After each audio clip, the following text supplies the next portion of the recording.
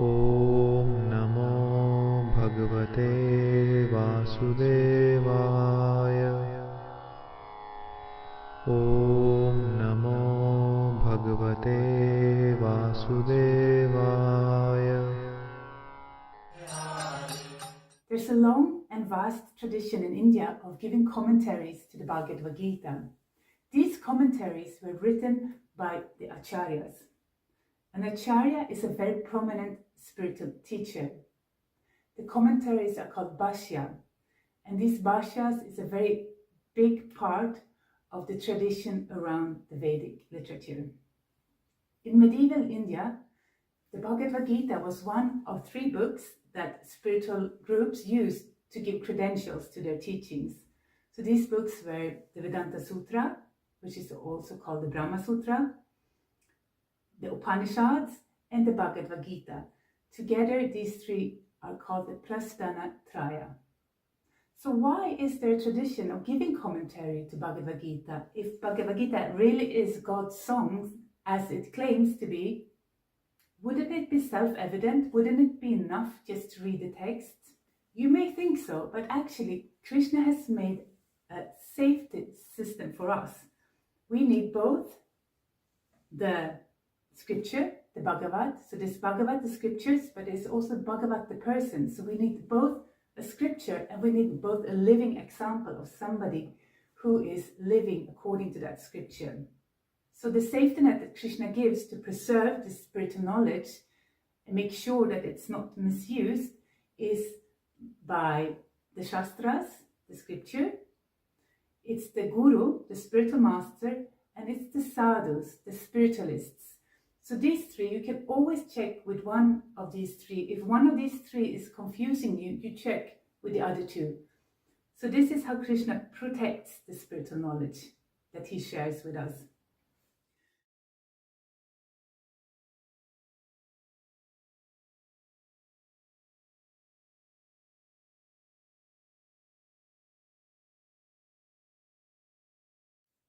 So spiritual knowledge can be misused.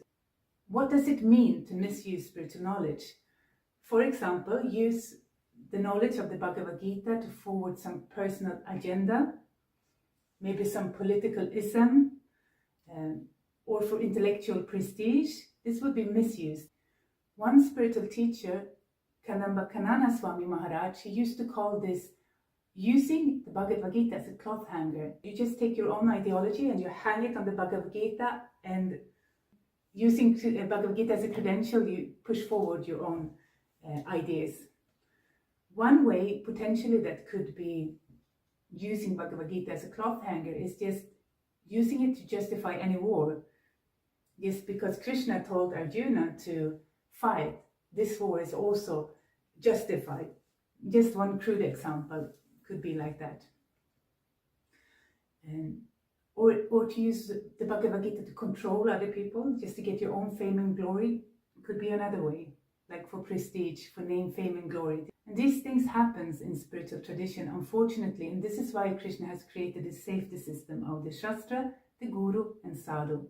So you can always check. If one seems to divert, you can check with the others to have clarity.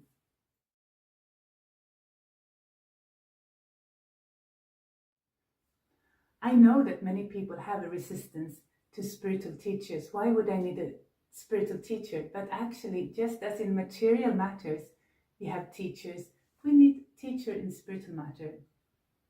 Nobody would accept to be operated upon by a surgeon who has only read from the book and learned everything from the book. No, if we need to go through surgery, we need our surgeon to have been trained under a master surgeon, isn't it? So in the same way, we don't want to learn from somebody or only from the book, or from somebody who has only studied from the book. We need to learn from somebody who has also learned from a living person who is practicing from the book. Chaitanya Charan, he made a really good point in his Bhakti Shastri course regarding this. He mentioned one pastime from Lord Chaitanya's life. So when Lord Chaitanya took sannyas, it means that he accepted a lifelong monkhood. And he moved down to Orissa, to Puri, to Jagannath Puri. One of the first persons he met there was the most prominent spiritual teacher in that region at that time, and he was called Sarvabhauma Bhattacharya. He was a Vedantist. He was so knowledgeable in the Vedas, but he could not understand that Chaitanya Mahaprabhu was Krishna in the form of devotee and that he was extremely elevated. So what he did, he sat Lord Chaitanya down and he started to preach to him, and he continued. And 1 week passed and he was just talking. After 1 week, he looked at Chaitanya Mahaprabhu and said, "You're not saying anything. I was speaking 1 week. Don't you understand?" And Lord Chaitanya Mahaprabhu, he answered like this, with his hand up, shielding the sun. Sarvabhauma Bhattacharya was thinking, what does that mean? And Chaitanya Mahaprabhu said, "I do understand the Vedanta Sutras perfectly. Vedanta Sutra is like the sun, but your explanations, they are covering the sun." Then Sarvabhauma Bhattacharya asked Lord Chaitanya to give his explanations and his understanding of the Vedanta Sutras, and specifically they discussed the Atma Rama verse, or rather Lord Chaitanya, he gave several explanations of the Atma Rama verse, and they were so brilliant that Sarvabhauma Bhattacharya understood that he had met somebody who was much more spiritually elevated and could see with much more clarity the essence of the Vedas. And he surrendered to Lord Chaitanya, and he became one of the best students of Chaitanya Mahaprabhu. So the point of this story is, what seems self-evident may not be self-evident. Spiritual knowledge is like the sun, but we may have a cloud over our head, and we may not even be conscious that we have a cloud over our head.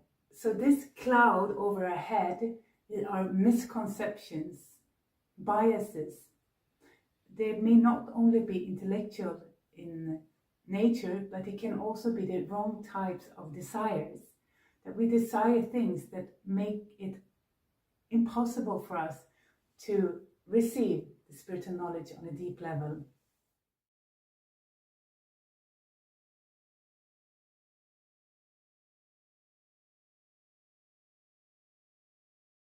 So which rendition of the Bhagavad Gita, which commentary should we read? Krishna himself, he gives a clue in the Bhagavad Gita. He says, "Bhaktyamam abhigyanati." Only by devotion can a person know me. And to know Krishna means also to know his teachings. So somebody who has bhakti, who has devotion, can understand the message of the Bhagavad Gita. Therefore, it is very important that we read the commentary of a spiritualist who is practicing bhakti yoga. In this course, we are using the commentaries of Srila Prabhupada. We are studying from the Bhagavad Gita as it is, and Srila Prabhupada is a very elevated bhakti yogi. So he checks Krishna's own intertextual standard. Furthermore, Srila Prabhupada comes in the lineage of Lord Chaitanya. So we know that Sri Chaitanya Mahaprabhu is Krishna who came to give a practical example of the teachings in the Bhagavad Gita. Krishna being the perfect teachers, he gives first the theoretical knowledge, and then he gives the perfect example of how to live this knowledge. So this is another plus that Srila Prabhupada has. Something else that is very specific for Srila Prabhupada's commentaries is that for every purport, to every verse, he brings it back to the core message of the Bhagavad Gita. And this is important because we know that Krishna he talks to Arjuna on many topics, because he is giving Arjuna an informed choice. So he says, this is a possible thing, and he gives all the systems of yoga, and he gives many ways of how you can perform your duties. So if you person who reads just one section of the Bhagavad Gita may think this is the all in all. Therefore, it's very important that the Acharya, Srila Prabhupada, brings back every purport to the conclusion of Krishna. And we have seen that the commentaries of Srila Prabhupada has touched and transformed the lives of people all over the globe. No other rendition of the Bhagavad Gita in world history has done this. People from all walks of life, people from on all continents have read Srila Prabhupada's Bhagavad Gita, and they have felt inspired to change their lives, to start to practice Bhakti Yoga. So this is a big proof that Srila Prabhupada's commentaries are very powerful. He has done what nobody else has done.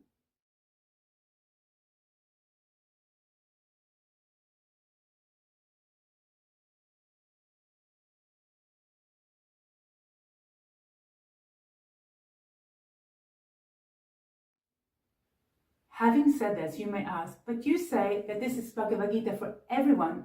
Do you expect me to become a Bhakti Yogi? No, not necessarily. But what I do expect from the listeners of this course is that they don't use Bhagavad Gita as a cloth hanger. Be intellectually and spiritually honest. Understand what it's about, even if you just want to practice a portion of the Bhagavad Gita. Don't say that this is the all in all. Be honest, this is the Bhagavad Gita, but I'm choosing to practice just this part. We have the right to take the teachings to which level we want to, but we should be honest about the message in Bhagavad Gita. Secondly, I hope, cannot say I expect, but I really hope that the followers of this course do choose something, some teaching from Krishna and experiment with it. And try, this works in my life or it does not. This is something I really hope for the followers to do. And if somebody wants to take up Bhakti Yoga, that is wonderful. I am encouraging you to do it. It's the best thing I have ever done. But I don't expect the followers of this course to do it because it's a very personal choice. Hare Krishna.